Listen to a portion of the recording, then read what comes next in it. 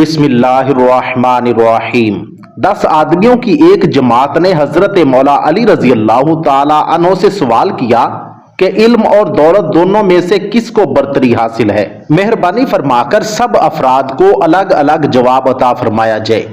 مولا علی نے ایسے احسن طریقے سے 10 افراد کو 10 مختلف جوابات عنایت فرمائے کہ سب کے سب دیکھتے رہ گئے، کیونکہ یہ کوئی عام آدمی نہ تھے بلکہ انہیں اللہ کے نبی صلی اللہ علیہ وآلہ وسلم نے علم کا دروازہ قرار دیا۔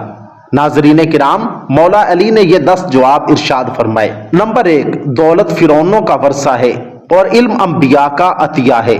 نمبر 2، دولت کی حفاظت تم کرتے ہو جبکہ علم تمہاری حفاظت کرتا ہے۔ نمبر 3، جس کے پاس دولت ہو اس کے بہت سے دشمن ہوتے ہیں اور جس کے پاس علم ہو اس کے بہت سے دوست ہوتے ہیں۔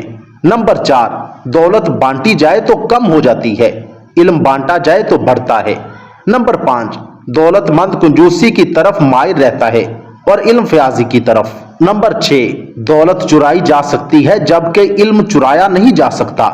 نمبر 7، دولت محدود ہے، اس کا حساب رکھا جا سکتا ہے، علم لامحدود ہے، اس کی کوئی انتہا نہیں۔ نمبر 8، دولت وقت کے ساتھ گھٹتی رہتی ہے، علم کبھی نہیں گھٹتا۔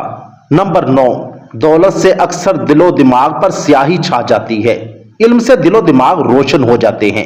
نمبر 10، دولت نے فرعون اور نمرود جیسے خدائی کا دعویٰ کرنے والے پیدا کیے جبکہ علم نے انسان کو سچے معبود سے متعارف کرایا۔ اللہ رب العزت سے دعا گو ہوں کہ اللہ رب العزت ہم سب کو علم نافع عطا فرمائے۔ کمنٹ سیکشن میں آمین ضرور لکھیے گا، نہ جانے کس کی دعا قبول ہو جائے اور اللہ رب العزت ہم سب کو علم کی دولت سے مالا مال فرما دیں۔